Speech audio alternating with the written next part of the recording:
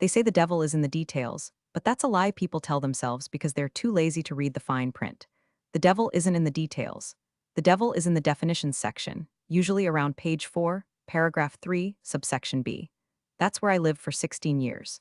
While the sales guys were out buying steak dinners on the company card, and the marketing team was busy sniffing their own farts in brainstorming sessions about synergy, I was in the back room building the engine. I'm Helen. I'm a corporate licensing architect. It sounds boring, I know. It sounds like the kind of job where you wear beige cardigans and die quietly at your desk.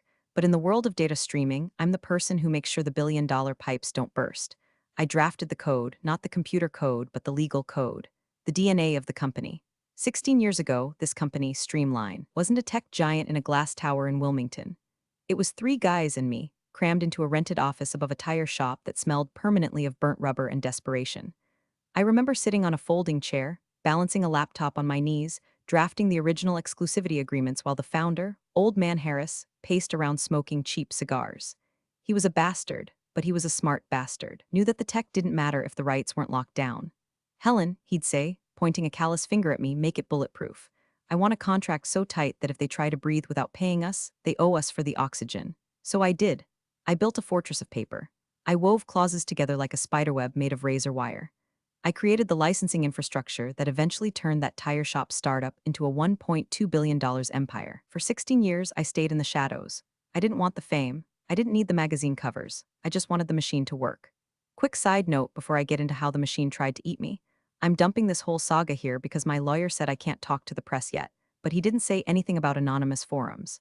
If you want to see how a middle-aged woman takes down a boardroom full of frat boys, hit subscribe and maybe upvote, because the tea I'm about to spill is scorching hot and frankly, it helps the algorithm know I'm not a bot. Okay, back to the grime. The problem with building a perfect machine is that eventually people forget it needs a mechanic.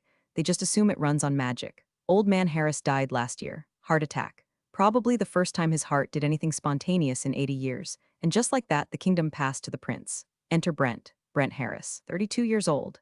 MBA from a school his daddy paid a library wing for. Teeth whitened to a shade that doesn't exist in nature. He walked into the CEO's office on day one, wearing a suit that cost more than my first Honda, carrying a latte and a sense of entitlement so dense it had its own gravitational pull. I knew we were in trouble the moment he called his first all-hands meeting. He didn't talk about stability, didn't talk about our core licensing revenue. He talked about disruption. He used the word pivot 6 times in 3 minutes. He looked at the company his father built, the company I secured, and saw it as an ATM for his ego. He looked at me, the woman in the corner with the sensible glasses and the 3-ring binders, and he didn't see the architect. He saw furniture. He saw a legacy cost. He saw a boomer relic, I'm 45, you illiterate turnip. That's Gen X, but whatever. I remember a meeting about 3 months into his reign. I was trying to explain the volatility of our Asia-Pacific sublicensing agreements. It's a delicate ecosystem. You pull one thread, the whole sweater unravels. Helen, Brent interrupted, spinning a fidget spinner, yes, a literal fidget spinner in 2024 on the mahogany table. You're getting bogged down in the how. I need you to focus on the wow. We need to be agile. You need to break things. I lowered my reading glasses. Brent, if we break the sublicensing terms in Singapore, we trigger a default clause in the German master agreement. We lose the European market overnight. He rolled his eyes. Actually rolled them, like a teenager asked to take out the trash. That's just legal mumbo-jumbo, Helen. We have lawyers for that. I need visionaries, not librarians. The room went quiet. The other executives, men I'd worked with for a decade, men whose asses I'd saved from a dozen lawsuits, stared at their notebooks. No one said a word. No one defended the woman who built the floor they were standing on. That was the moment. That was the shotgun blast. I didn't say anything. I just closed my binder. The sound of the metal ring snapping shut echoed like a gunshot in that silent room. Understood, I said. My voice was calm. It's always calm.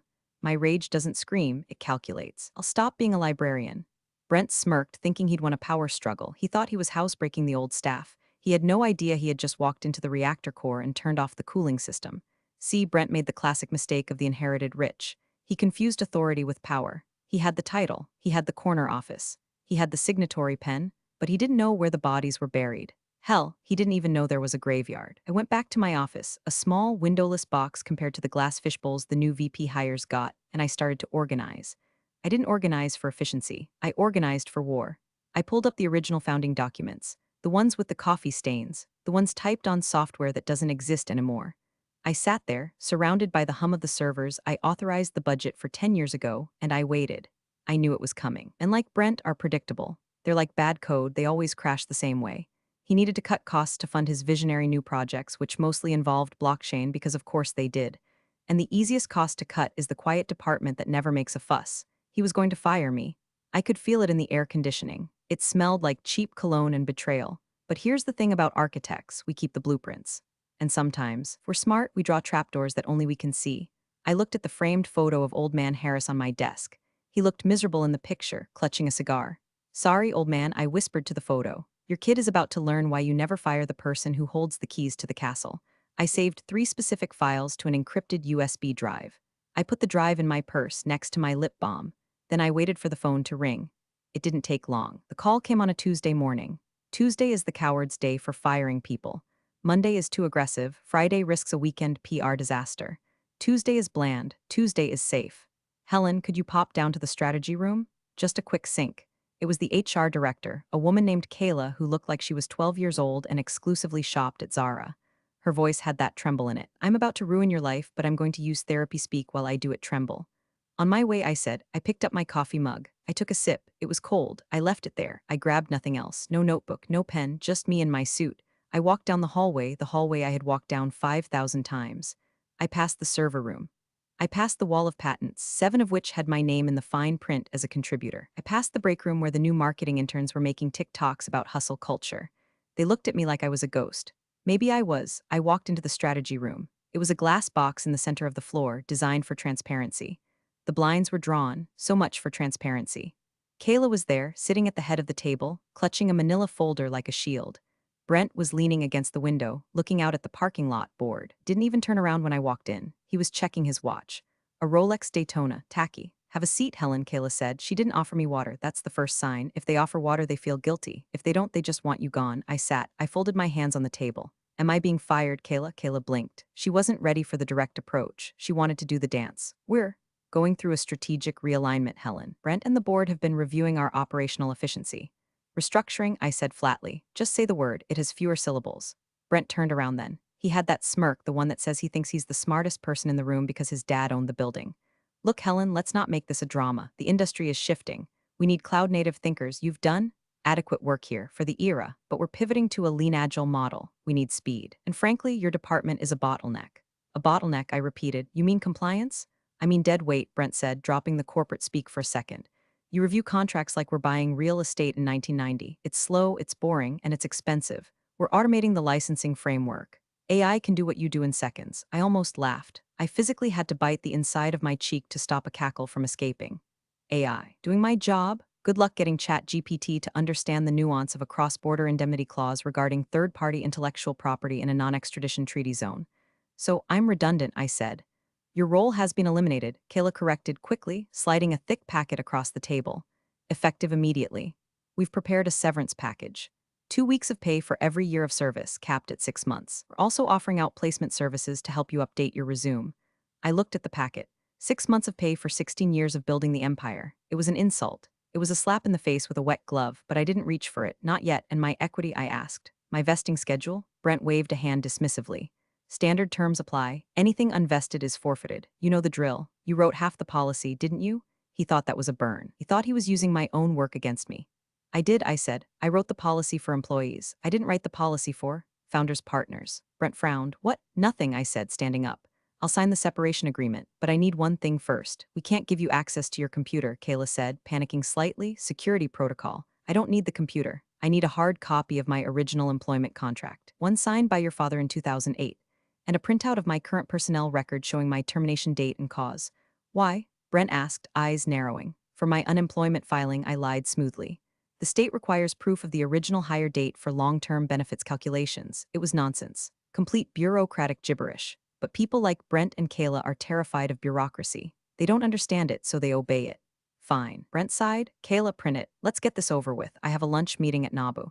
Kayla scurried out of the room. Brent and I were left alone. The air was thick with unsaid things. You think I'm making a mistake, Brent said, challenging me. He wanted a fight. He wanted me to scream so he could feel justified in calling me emotional. I think you're doing exactly what I expected you to do, I said. You're pruning the tree because you think the leaves are messy, without realizing the roots are the only thing holding it up. We'll be fine, he scoffed. The revenue is on autopilot, is it? I asked softly. Kayla returned, breathless, handing me a thin stack of papers.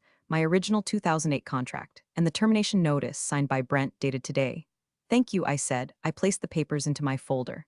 I didn't sign their separation agreement. You need to sign the waiver, Kayla said, pushing a pen toward me. I'll take it home to review, I said, standard procedure. You gave me 48 hours in the document itself. Clause 12. I wrote it, remember? Kayla looked at Brent. Brent shrugged. Whatever, let her take it. She's got no leverage. What's she gonna do, sue us for being boring? I stood up. I smoothed my skirt. I looked Brent in the eye. Goodbye, Brent. Good luck with the pivot. Yeah. Bye, Helen. I walked out. I didn't pack a box. Didn't say goodbye to the receptionist. I walked straight to the elevator, rode it down to the lobby, and walked out into the Delaware sunshine. My heart was pounding, but not from fear. It was pounding from adrenaline. Because as I clutched that folder to my chest, I knew something they didn't. I knew that in 2008, Old Man Harris had been drunk when he signed my original employment offer. And because he was drunk and paranoid, he had insisted on a very specific, very non-standard clause regarding involuntary termination without cause. A clause he thought would never trigger because he never planned to fire me. A clause that Brent had just triggered, and worse for them, much worse, was what I had buried in the master licensing agreement itself. The one Brent just said was on autopilot. He had no idea. He had just kicked the pilot out of the plane at 30,000 feet. He was sitting in the cockpit pulling on a joystick that wasn't connected to anything. I got into my car, a sensible Volvo, and I finally let myself smile. It wasn't a nice smile. It was the smile of a predator who just watched the prey walk into the cage and lock the door from the inside. Alexa, I said to the empty car, play Sympathy for the Devil. My house in the suburbs is quiet. It's a specialized kind of quiet, engineered, insulated, triple-paned. I like it that way. No kids, no husband anymore. Todd left 6 years ago for spin instructor named Candy with a K, and honestly I should have sent her a thank you note. Just me and the hum of my Sub-Zero wine fridge. I kicked off my heels by the door. I didn't change out of my suit. I needed the armor. I poured a glass of Sansera, crisp, acidic, sharp, and carried it to my dining room table. This was my war room. I placed the papers Kayla had given me on the table. Then I went to the wall safe behind a generic abstract painting in the hallway. I spun the dial. Click, click, click. Heavy steel swung open. Inside weren't jewels or cash, just backup hard drives and a heavy, fireproof document box. I brought the box to the table. This was the in case of emergency kit, or as I like to call it, the dead man's switch. I opened the box. The smell of old paper drifted out. I pulled out the original master license agreement, MLA, from 2008. The paper was heavy, bond stock. Here's the thing about contracts that Brent and his MBA buddies don't understand. A contract is a living organism. It evolves. You add amendments, you add addendums, you add schedules. Over 16 years, the Streamline MLA had grown from a 20-page document to a 400-page behemoth. Every time we entered a new country, every time we added a new data tier, we slapped a patch on the code. But the foundation, the original 2008 agreement, was the bedrock. If the bedrock cracks, the skyscraper falls. I opened the file I'd stolen from the office, the digital backup I'd saved on the USB drive. I pulled up the 2018 Global Expansion Amendment. This was the document that allowed Streamline to sell its tech to third-party vendors in Asia and Europe. It was the cash cow. It accounted for 70% of the company's current revenue. I compared the digital signature on the 2018 amendment with the signature requirements in the 2008 master agreement. And there it was, the ghost in the machine. In 2008, Old Man Harris was paranoid about being ousted by a board coup. So I wrote in a clause, Clause 14, B, the sovereignty clause. It stated that any amendment effectively altering the core IP exclusivity of the company must be countersigned by the founding licensor, Harris, and the chief licensing architect, me in wet ink. Not digital, wet ink. It was an archaic clause we put in to stop hostile takeovers. We joked about it, we called it the blood oath. When the 2018 expansion happened, Harris was already sick. He was checking out. He signed the amendment digitally from a yacht in the Mediterranean. I signed it digitally from my desk in Wilmington. Everyone was in a rush. The lawyers said digital is fine, it's industry standard, and I had let it slide. I knew it technically violated Clause 14B, but we were all on the same team, right? The company was making money. I was getting my bonus. Who cares about wet ink? But here's the kicker. The 2008 master agreement stated that any amendment violating the signature protocol is void ab initio, meaning it doesn't just stop working today. It means it never legally existed. If the 2018 amendment is void, then Streamline doesn't have the right to license its tech to anyone outside of the US, which meant every single dollar they had collected from international partners for the last 6 years, hundreds of millions of dollars, was collected illegally. It was essentially fraud, or at best, breach of contract on a planetary scale. I took a sip of wine. It tasted like victory. Brent didn't just fire an employee. He fired the only person whose silence was validating a billion-dollar legal error. By firing me without cause, he severed the implied covenant of good faith that kept me from pointing this out. I looked at the termination letter Brent had signed. Role eliminated due to redundancy. Redundancy, I whispered, tracing the word with my finger. You idiot. I started to sort the papers into 3 piles. I went to my home office closet and found 3 pristine navy blue folders. Folder 1, The Truth, contains the 2008 Master Agreement with the wet ink clause highlighted. The 2018 amendment showing only digital signatures. Legal brief I just started drafting in my head explaining why the 2018 document is toilet paper. Folder 2, The Crime, contains a printout of Brent's strategic roadmap where he details the new expansion plans that rely entirely on the 2018 amendment being valid, proof that they are continuing to sell rights they don't have. Folder 3, The Price. This was the fun one. I pulled out my original employment contract, the one old man Harris signed when he was drunk. Clause 9, Intellectual Property Retention. In the event of involuntary termination without cause, the employee, Helen, retains a 1% royalty interest in all licensing structures she personally authored, retroactive to the date of deployment, vesting immediately upon termination. I had written it as a joke. A golden parachute for a startup that had no money. 1% of nothing is nothing. 1% of $1.2 billion. That's not nothing. That's by a private island and name it Brent is a moron money. The math was staggering. They owed me back pay on every license sold since 2008, plus the royalty going forward. I sat back. The house was dark now. The only light came from my laptop screen. I wasn't going to sue them yet. That's what a normal person would do. A normal person would call a lawyer and file a complaint. No, I was an architect. I was going to let them build the tower a little higher. I was going to let Brent climb all the way to the top, scream his victory to the world, and then I was going to pull the pin.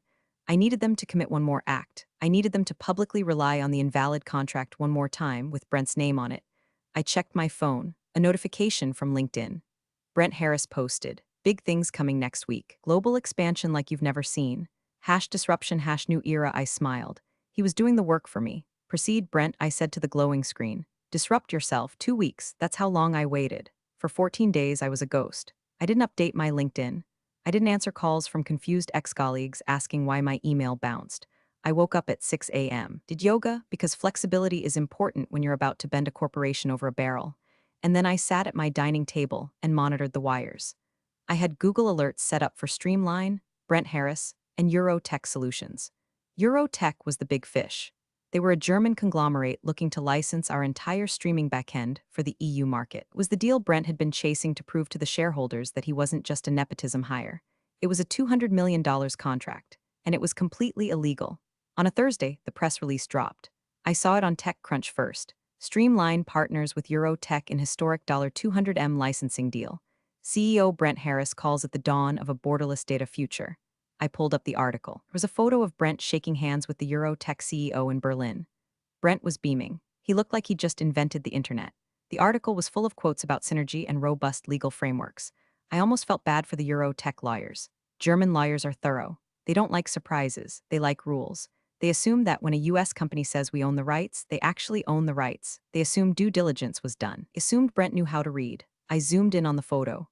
In the background on a screen was a schematic of the data architecture. My architecture, the one governed by the 2008 Master Agreement. Gotcha, I whispered. I didn't call Brent. Calling Brent would give him a chance to spin it. He'd try to bury it, maybe try to bribe me with a consulting fee. No, I needed to cut off his air supply. I opened my laptop and composed an email. I didn't send it to Streamline. I sent it to the general counsel of Eurotech Solutions, a man named Klaus. I'd met him once at a conference in Geneva. He was a serious man who wore 3-piece suits and had zero sense of humor. Subject, inquiry regarding Clause 14, B/Streamline Licensing Authority. Dear Klaus, I hope this note finds you well. I am writing to you as the original author of the Streamline Master License Agreement, 2008. I noticed the exciting news about your partnership. As I am no longer with Streamline, effective 2 weeks ago, I am organizing my personal records. I wanted to bring a small administrative detail to your attention to ensure your compliance team is fully covered. Do you please verify if the 2018 Global Amendment, attached to your license agreement, contains the wet ink countersignatures required under Clause 14? B of the founding document? My records indicate that without these specific signatures, the amendment is technically void ab initio, which would unfortunately render any sublicensing of the IP to Eurotech unauthorized under U.S. law. I'm sure it's just a paperwork oversight on Streamline's end. Given the strict liability laws in the EU regarding IP theft, I thought a friend should let you know. Best regards, Helen. I hit send. It It was the most passive-aggressive paragraph I had ever written. It was beautiful. It wasn't a threat. It was a friendly heads-up. It framed the massive fraud as a paperwork oversight. I poured a fresh cup of coffee and watched the clock. It was 2 p.m. in Delaware. That meant it was 8 p.m. in Germany. Klaus was probably at dinner. He'd check his email on his phone. He'd read it. He'd frown. He'd call his junior associates. They would pull the contract. They would look at clause 14b. They would look at the signatures. Then the screaming would start. I gave it 3 hours. At 5:15 p.m., my phone rang. It wasn't Klaus. It was a number I recognized. The direct line to the Streamline General Counsel's office. I let it go to voicemail. 2 minutes later, it rang again. Brent's cell number. I let it go to voicemail. 5 minutes later, a text from Brent. Helen, pick up the phone. What the F did you send to Germany? We need to talk now. I took a screenshot of the text. I added it to folder 2, then I replied, I'm sorry, who is this? I don't have this number saved. My employment ended 2 weeks ago. The dots bubbled instantly. He was typing furiously. Stop playing games. Klaus just put a hold on the wire transfer. He's talking about fraudulent inducement. You need to fix this. Call them back and tell them you were mistaken. I smiled. I could hear his panic through the LTE network. The $200 million wire transfer was frozen. The stock price was going to take a hit the moment rumors started flying. I typed back slowly. I can't speak on behalf of the company, Brent. I'm not an employee. I'm just a confused bystander. If you need my professional opinion on the contracts, I'm available for consultation. My rate is considerably higher than my salary was. He didn't text back immediately. He was probably throwing his phone across the room. 10 minutes later, an email arrived, official company letterhead. From the general counsel, Marcus. Marcus was a decent guy, but weak. He did what Brent told him. Subject, urgent. Legal consultation and settlement discussion, dear Helen. I would like to invite you to the office tomorrow morning at 9 a.m. to discuss the recent communications regarding the Euro tech deal. We believe there has been a misunderstanding regarding the validity of the 2018 amendment. We are prepared to discuss a retroactive consulting arrangement to clarify these terms. Please confirm your attendance. Marcus, clarify these terms. That was lawyer speak for please come save our asses before we go to prison. I didn't reply immediately. I went to my closet. I pushed aside the sweatpants and the yoga gear. I reached into the back and pulled out the suit. It was a vintage Armani, charcoal gray, sharp enough to cut glass. I hadn't worn it in 5 years because it was too intimidating for the casual office culture Brent tried to instill. Tomorrow, I said to the suit, we're going to be intimidating. I replied to Marcus with one word, confirmed. The trap was sprung. Now I just had to walk in and close the jaws. That night, I slept like a baby. The kind of deep, restorative sleep you only get when you know you hold the winning lottery ticket and everyone else is holding a losing betting slip. While I slept, I knew what was happening inside Streamline HQ. I still had friends there, low-level analysts, paralegals, the invisible people Brent ignored. My phone buzzed silently through the night with encrypted messages on Signal. Dude, why is the general counsel screaming at the IT director at 10 p.m.? They're scrubbing the servers, searching for wet ink documents. Brent is in the boardroom. He looks like he's gonna puke. Did you do something? Lol, I didn't reply. Plausible deniability is a beautiful thing. I woke up at 6:30 a.m. I showered. I did my hair, tight bun, severe, no loose strands. I put on the Armani suit. It fit perfectly. It felt like chainmail. Applied my makeup, not too much, just enough to look alive, awake, and dangerous. I drank my coffee black. I gathered the 3 folders. They sat on my kitchen counter, innocent-looking navy blue cardstock. Folder 1, the law. Folder 2, the evidence. Folder 3, the bill. I put them in my leather briefcase, the one old man Harris had given me for my 10th anniversary. It was battered, scratched leather. It looked like it had seen battles. It had. I drove to the office. The commute was surreal. I listened to NPR. They were talking about the weather, sunny with a high of 75. They didn't mention that a local tech giant was imploding. Not yet. I pulled into the parking lot. My badge had been deactivated, obviously. I couldn't get into the executive garage. I had to park in the visitor lot half a mile away. Petty, I muttered, locking the Volvo. I walked across the asphalt. The sun was hitting the glass facade of the building. It looked impressive. From the outside, it looked like a fortress of innovation. From the inside, I knew it was a house of cards held together by a signature that didn't exist. I walked into the lobby. The receptionist, a sweet girl named Sarah, looked up. Her eyes went wide. She knew I'd been fired. The rumor mill moves faster than fiber optics. Helen, she stammered. I thought, I have a meeting with Marcus and Brent, I said, smiling warmly. It wasn't her fault. Can you buzz me in? I have to call up, she said, reaching for the phone nervously. Go ahead. She whispered into the receiver. She nodded. She turned pale. They said to send you straight up to the war room. The war room? I raised an eyebrow. They used to call it the Synergy Suite. The fact that they reverted to war room meant the panic was terminal. Thanks, Sarah. I walked to the elevators. I pressed the button for the 12th floor. The doors slid open. I stepped in. Checked my reflection in the mirrored walls. I looked calm. I looked like a woman who was about to audit God. The elevator dinged. The doors opened. The hallway was quiet, too quiet. Usually this floor was buzzing with assistants and junior VPs trying to look busy. Today, ghost town, they had cleared the floor, they didn't want witnesses. I walked down the long corridor, my heels clicking on the polished concrete. Click, click, click, the sound of a clock counting down. I reached the double glass doors of the boardroom. Through the glass, I could see them. Brent was pacing. His suit jacket was off, his tie was loosened, he looked sweaty. Marcus, the general counsel, was sitting at the table, his head in his hands, surrounded by stacks of paper. Two external lawyers, hired guns, probably charging $1,000 an hour, were whispering to each other, looking at laptops. They looked up as I approached. I didn't knock. I just pushed the door open. It was heavy, but I didn't struggle. "Good morning, gentlemen," I said. My voice didn't shake, it filled the room. Brent stopped pacing. He turned to me. His eyes were red-rimmed. "You," he spat, "you have some nerve showing up here after trying to sabotage a $200 million deal." "I was invited," I said, walking to the head of the table, opposite Marcus, ignoring Brent.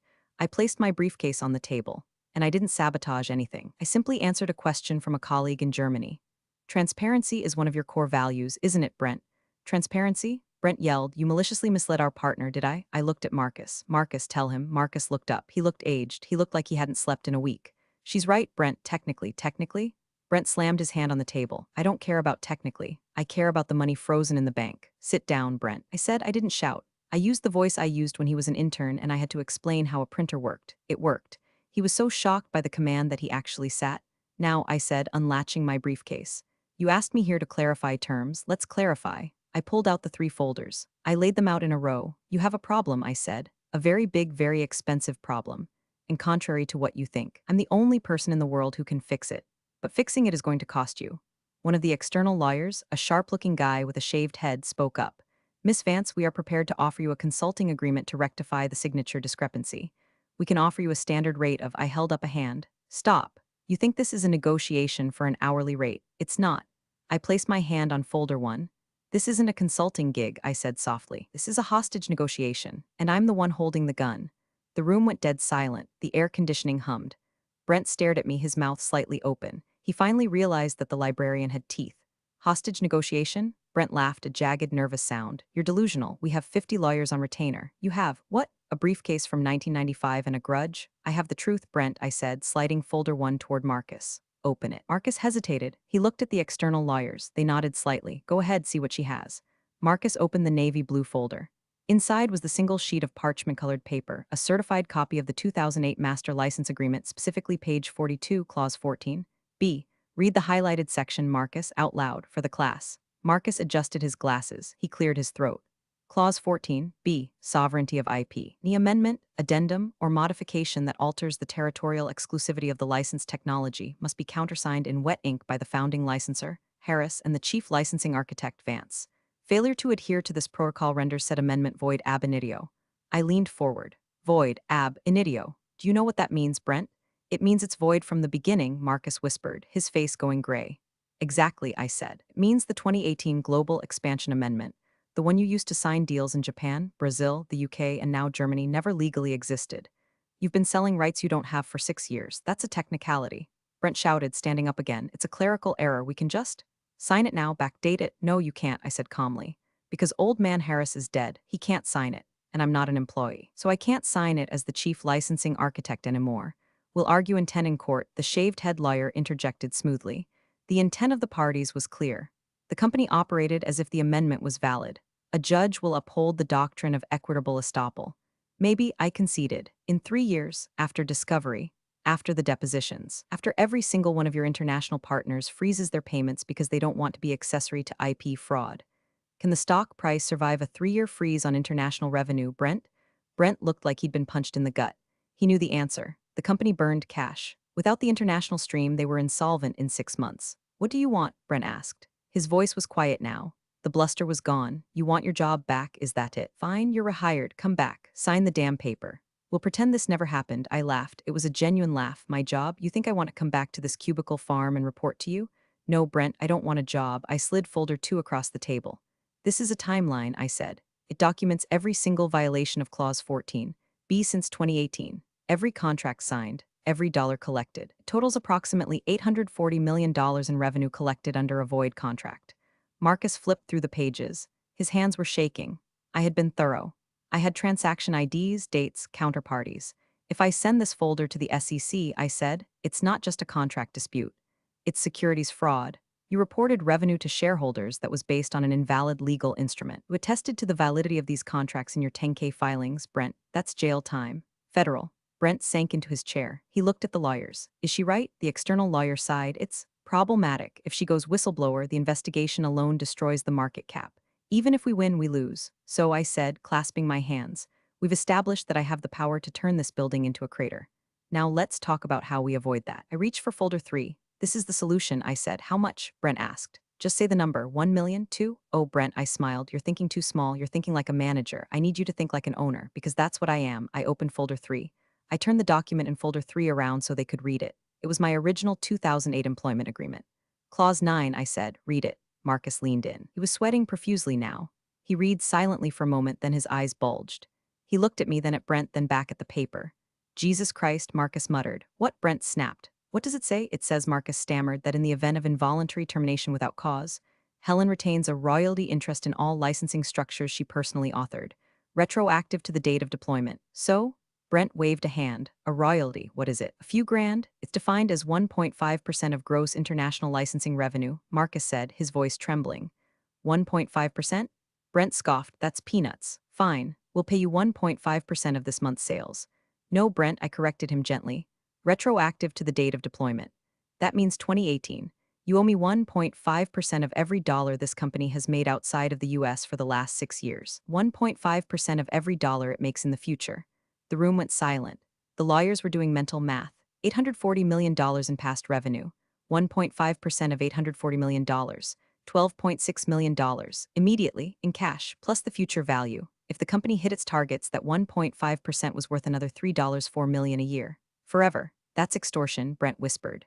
No, that's a contract your father signed, a contract you triggered when you fired me without cause to save a few bucks on my salary. We'll fight it, Brent said, his face turning purple. We'll argue you were fired for cause, incompetence. Insubordination. You can't, I pointed to the termination letter in folder 2, the one Kayla had handed me. You already signed this.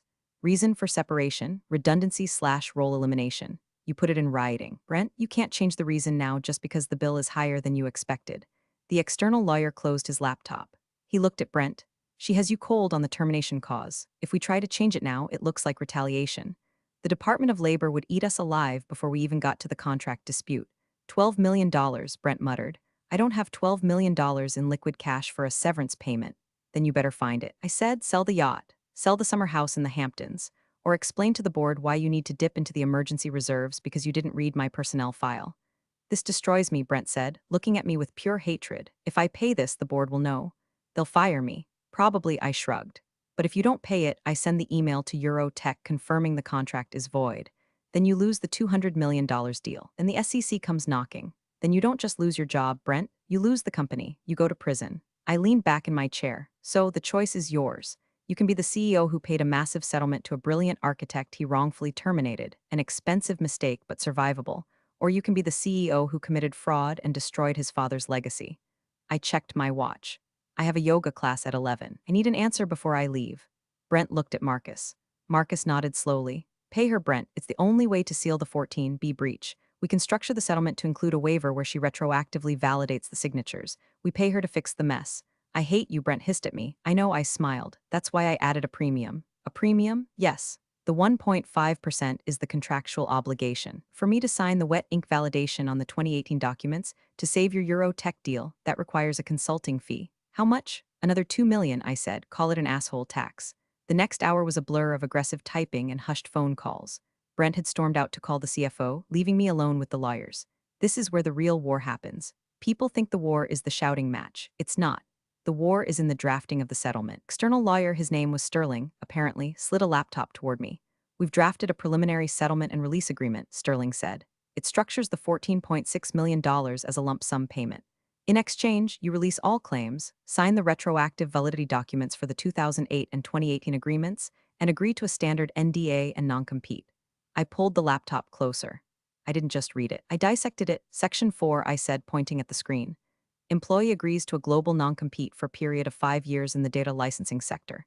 Standard, Sterling said. We're paying you a fortune. We can't have you going to a competitor. Delete it, I said. Excuse me? Delete it. I'm not an employee anymore. I'm a consultant. And you're not paying me for my silence. You're paying me for my property, my royalties. I'm not signing a non-compete. If I want to go work for Eurotech next week, I will. Sterling frowned. Brent won't like that. Brent isn't here, and Brent doesn't have a choice. If I don't sign, the Eurotech deal dies today. Do you want to be the one to tell him the deal fell through because you got greedy on a non-compete? Sterling hesitated. He deleted the clause. Section 7, I continued. Non-disparagement. Employee agrees never to speak negatively about Streamline, its officers, or its operations. That stays, Sterling said firmly. We can't have you trashing the CEO on Twitter. I'll agree to non-disparagement regarding the company, I said, but I retain the right to speak factually about my tenure and the circumstances of my departure. If someone asks why I left, I'm not going to lie. We can language that, Marcus interjected, trying to play peacemaker. Mutual non-disparagement. We won't badmouth you either. Fine, I said, but I want a clause added. Section 8, what is it? The DeVito clause, I said, keeping a straight face. The what? I want a formal written apology from Brent Harris, signed in wet ink, acknowledging that my termination was an error in judgment and thanking me for my 16 years of service. And I want it framed. He'll never do that, Marcus said. It's humiliating. It's necessary, I said, for my file. I wasn't doing it for the file. I was doing it because I wanted to hang it in my bathroom. They argued. They called Brent. I heard shouting from the hallway. Eventually, Brent came back in. He looked like he had aged 10 years in one morning. Fine, he snapped. You get your money. You get your apology. Just sign the damn retroactive amendment so I can wire the funds to Germany. Money first, I said. Wire transfer. Fedwire. I want to see the confirmation number before my pen touches the paper. Can't wire $14 million in an hour. Brent yelled, You're a bankable tech company, I said. Call your rep at Chase. You can do it in 10 minutes if you want to. Brent glared at the CFO who had just walked in. Do it. We sat in silence for 12 minutes, the longest 12 minutes of Brent's life. I just stared at the abstract art on the wall. It was a painting of a chaotic storm. Fitting. My phone buzzed, a notification from my bank app. Deposit received, $40,600,000 and 0 cents. I checked the balance. It was real. I picked up the pen. It was a cheap Bic pen I'd pulled from my purse. I pulled the 2018 amendment, the fresh copy they had just printed, toward me. I signed my name, Helen Vance, Chief Licensing Architect. Then I signed the settlement agreement. Done, I said, capping the pen. I stood up. I closed my briefcase. I left the 3 folders on the table. They were empty now anyway. The bomb had been defused, but the gold was in my pocket. Pleasure doing business with you, Brent, I said. He didn't look up. He was staring at the table, probably calculating how he was going to explain the massive dip in cash reserves to the board next quarter. I walked out of the boardroom. I walked down the hall, but I had one last stop to make. I took the elevator down to the lobby. The adrenaline was starting to fade, replaced by a strange, heavy exhaustion. It was the crash after the high. But the number in my bank account, $14.6 million, was a hell of a cushion to land on. I walked past the reception desk. Sarah was still there. She looked terrified to make eye contact.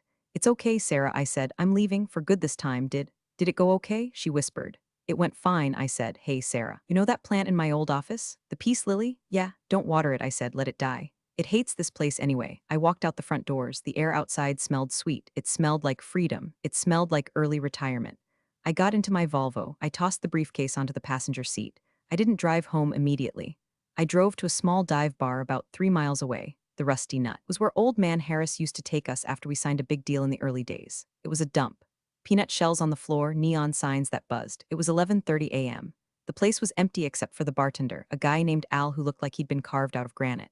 Helen, Al blinked. Haven't seen you in years. Shouldn't you be at the glass tower? Not anymore, Al, I said, climbing onto a stool. I'm retired. Retired? You look too young to retire. I got a severance package, I said. A generous one? Well, congrats. What are you drinking? Champagne, I said, the cheap stuff. Cold. He popped a mini bottle of Corbel. I poured it into a flute. I sat there sipping the bubbles and looked at my phone. I had deleted my work email account from the app. I deleted the Slack app. I deleted the calendar. My phone felt lighter. I thought about Brent. He was probably spinning a narrative right now. He'd tell the board it was a strategic legal settlement to fortify IP positions. He'd use buzzwords. He'd survive, probably. Men like Brent usually fall upward, but he would never sleep soundly again. Every time he signed a contract, every time he saw a legal brief, he would flinch. He would wonder if there was another trapdoor, another clause, another Helen waiting in the weeds. And the best part? There was. I hadn't told him about the server migration protocols. In about 6 months, the system was scheduled to do an automated purge of redundant data logs. I had written the script years ago, unless someone manually overrode it. Well, let's just say the metadata for the entire 2019 to 2023 archive was going to vanish. I could have told him. I could have sold him the password for another million, but some things you do for love, and some things you do just for the chaos. I took a sip of champagne. To Brent, I toasted to the empty bar. May your pivots always be painful. I finished the drink. I left $100 bill on the counter. Keep the change, Al. I walked out into the sunlight. I had a yoga class to get to, and after that, well, I heard the Amalfi Coast is beautiful this time of year, and I finally had the time and the wet ink to go see it.